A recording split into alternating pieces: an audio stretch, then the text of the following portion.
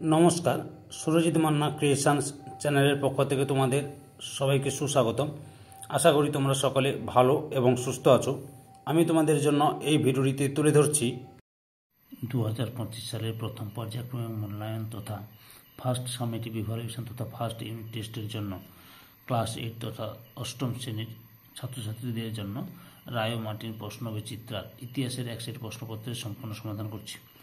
তার আগে তোমাদের কাছে অনুরোধ, তোমরা ভিডিওটি না টেনে পড়বে থাকো। ভিডিওটি কেমন লাগলো কমেন্ট করে জানিও, ভিডিওটিতে লাইক দাও এবং শেয়ার করো। আর চ্যানেলে নতুন হলে চ্যানেলটিকে সাবস্ক্রাইব করে চ্যানেলের সঙ্গে যুক্ত হয়ে যাও। আলোচনা শুরু করছি। 2 নম্বর মডেল স্কুল রামকৃষ্ণ মিশন বিদ্যা ভবন এইচএস মিদনাপুর, এই স্কুলের প্রশ্নপত্রের সম্পূর্ণ সেটটি আলোচনা করছি। তোমরা পুরো ভিডিওটি লক্ষ্য করো। একে থেকে নিচের প্রশ্নগুলি উত্তর দাও। প্রথম প্রশ্ন, কত খ্রিস্টাব্দে সম্রাট ঔরঙ্গজেব মারা যান? না 1707 খ্রিস্টাব্দে। 2 দাগে, কার নেতৃত্বে অযোধ্যা একটি স্বশাসিত আঞ্চলিক শক্তি হিসেবে গড়ে ওঠে? সাদাত খানের নেতৃত্বে। 3 দাগে, দাক্ষিণাত্যের কোন যুদ্ধে ফরাসিরা ইংরেজদের কাছে চূড়ান্তভাবে পরাজিত হয়? না বন্দিবাসের যুদ্ধে।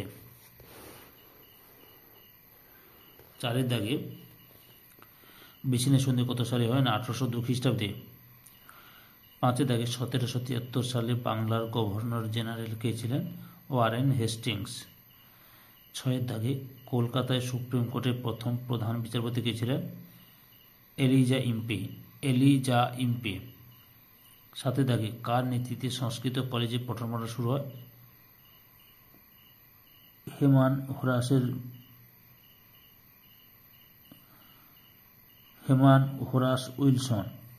হোরাস উইলসনের নেতৃত্বে। 8 দাগে, a grammar of the Bengal language গ্রন্থের কার রচনা? নাথানিয়েল ব্র্যাসিহেলহেড। এবার 2 দাগে, নিচে প্রশ্নগুলোর উত্তর দাও। প্রথম প্রশ্ন, ব্রিটিশ প্রেসিডেন্সি ব্যবস্থা কাকে বলে? ব্রিটিশ ইস্ট ইন্ডিয়া কোম্পানি তাদের বাণিজ্যিক এখান থেকে শুরু করবে। কার্যকলাপকে প্রেসিডেন্সি ব্যবস্থা বলা হয়। এত পর্যন্ত লিখবে। 2 দাগে, আমলা কাদের বলা হয়? উত্তরটি লক্ষ্য করো। সরকারের কোনো প্রতিষ্ঠানে কাজ করা অনির্বাচিত কর্মীদের আমলা বলা হয় বা আমলাতন্ত্রের সদস্যদের আমলা বলা হয়। আরেকবার বলছি, সরকারের কোনো প্রতিষ্ঠানে কাজ করা অনির্বাচিত কর্মীদের আমলা বলা হয় বা আমলাতন্ত্রের সদস্যদের আমলা বলা হয়। 3 দাগে কি প্রশ্ন রয়েছে? 3 দাগে রয়েছে, চুঁয়ে পড়া নীতি বলতে কি বোঝায়? বাংলার পাশ্চাত্য শিক্ষা বিস্তারের সূচনা এখান থেকে শুরু করবে। ফিল্টারেশন থিওরি বলা হয়ে থাকে। এত পর্যন্ত লিখবে। 3 দাগে প্রদত্ত প্রশ্নগুলি উত্তর দাও। প্রথম প্রশ্ন, ফারুকশিয়রের ফরমানের গুরুত্ব কী? 1717 খ্রিস্টাব্দে মুঘল সম্রাট ফারুকশিয়র এখান থেকে শুরু করবে। বাংলার শাসন ক্ষমতা দখল করে। এত পর্যন্ত লিখবে। 2 দাগে, দ্বৈত শাসন ব্যবস্থা বলতে কি বোঝো?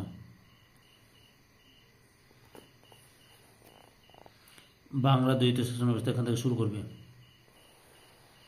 দ্বৈত বা দ্বিকেন্দ্রিক শাসন প্রবর্তনের কারণ, ফলাফল, 76-এর মন্বন্তর, সমালোচনা, শাসন ব্যবস্থা নামে বাবরে অভিহিত করেন। এতদূর পর্যন্ত লিখবে। 4 দাগে নিচের প্রশ্নগুলি উত্তর দাও, যে কোনো দুটি। প্রথম প্রশ্ন, পলাশী যুদ্ধ ও বক্সারের যুদ্ধের মধ্যে কোনটি বেশি গুরুত্বপূর্ণ বলে তুমি মনে করো? তোমার উত্তরের সপক্ষে যুক্তি দাও। সামগ্রিক ফলাফল ও গুরুত্বের বিচারে এখান থেকে শুরু করবে। ভারতে ব্রিটিশ কোম্পানির ক্ষমতা বৃদ্ধি, কোম্পানির দেওয়ানি লাভ,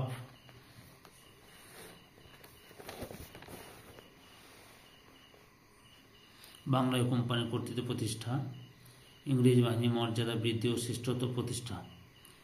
দেশ বিস্তারের ক্ষেত্রে পলাশীর যুদ্ধের তুলনায় বক্সারের যুদ্ধ ছিল বেশি গুরুত্বপূর্ণ। এত পর্যন্ত লিখবে। পরের প্রশ্ন 2 দাগে, কোম্পানির আমলে পুলিশি ব্যবস্থা সম্পর্কে একটি ধারণা দাও।